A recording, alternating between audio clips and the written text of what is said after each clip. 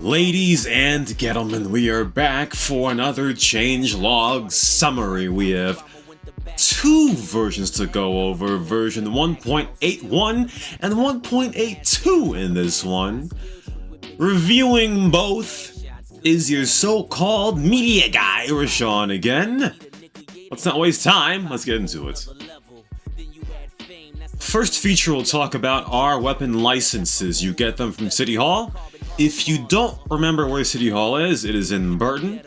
Just go up to the checkpoint. It costs a flat rate and costs between $13,000 and $17,000 per game day, which will be taken out of your bank account.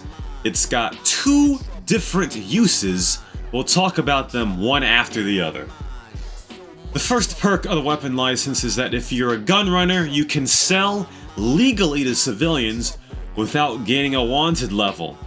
You can also sell to law enforcement officers, police officers, and paramedics for an added segment of income.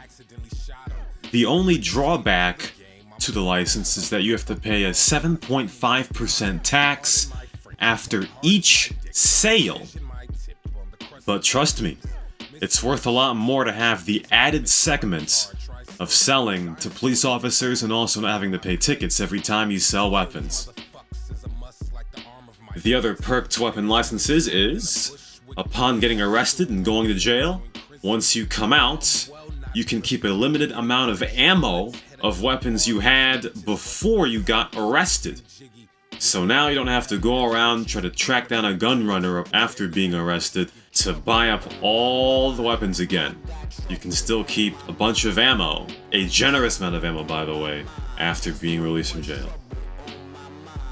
Next change is the adjustment of the assault on a police officer crime. Before, if you gave an accidental love tap to a police officer, you got automatic warrant. It's been adjusted now to an assault on a police officer crime, which gives you a wanted level of 3. Only if you keep ramming police officers will you attain the aggravated assault on a police officer crime, which will give you that warrant.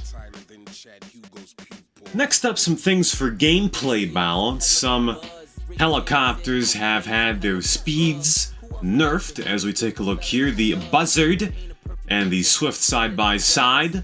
The Swift in particular had top speeds of over 140 miles per hour before, so their speeds have been adjusted to what we feel is the adjustment of gameplay balance on the NG. Alongside guns, damage from ramming was also a big thing when it comes to player versus player combats. Damage from ramming has been decreased. We don't have a before and after, but if you can take a look at some of the rams we're doing right here, you can be the judge of that. Oh man, look at all this traffic, I love it! Either way, Ragdoll duration was also reduced, and damage from ramming players on the street has been reduced as well. As you can see there, Kalion only lost a couple of armor with that one, so kills from people going 120 miles per hour straight into a person should be reduced. It didn't take too long, but the hose for the Firetruck has been reactivated, so now you can realistically extinguish fires with the Firetruck hose again. The script will deal with people that use the Firetruck hose in a way that's not supposed to be used, like hosing players on the street. So make sure you use the Firetruck the way it's meant to be used and take those fires out. And finally, this one is simple. For all the people that do not want to drive all the way across the city in order to board the train to start the mission, the train now spawns where you start the mission. That'll save a lot of time, and you can be one step closer to getting that cache. The train mission's payout has also been increased. Also, some other details. There is now a 3-second arrest immunity for warrants after attacking law enforcement. It now applies to all cops in the vicinity, not just the cops that you have shot. So now cops have to be aware if their teammates have been shot before they go in and gun in to try to get the arrest, because they might get gunned down themselves. Also now, for people that love to play paramedic, rescue calls are now more frequent, so once people die on the street, go up to them and give them CPR.